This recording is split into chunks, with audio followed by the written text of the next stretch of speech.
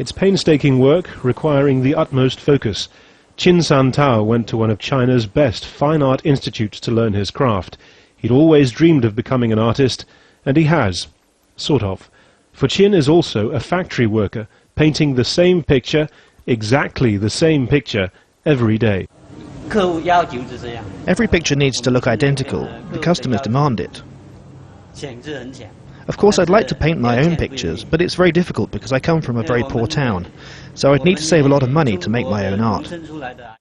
Qin's workplace is in the village of Dafan on the outskirts of Shenzhen, the center of China's southern industrial heartland.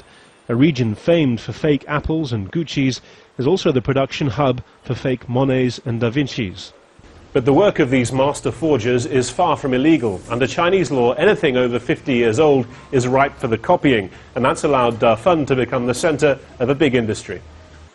In a little over 20 years, the village has been transformed from a rural community of 300 to a thriving hub of some 8,000 artists, responsible for creating 60% of the world's oil paintings.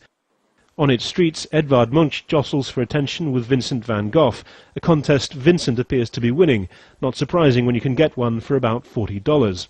The biggest sales, the village turned over $50 million in 2007, come from overseas orders, but that business was hit hard by the global recession. A lot of small factories, because they couldn't survive the slowdown. Some of them shut down. And that's why we have started to adjust our target. We are more focused on the domestic market right now. That's where Chun Li's focus has always been. He doesn't deal in knockoffs.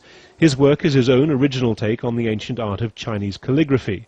A few deft strokes can earn him up to $1,000 per piece, and hold, he says, complexity and meaning absent from the oil paintings of his neighbors.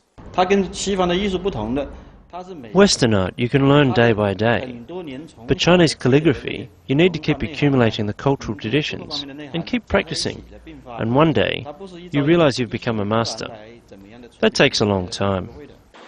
Dafan's very existence lies in its reputation for cheap, accurate knockoffs of Western art, a reputation which in some circles also taints it.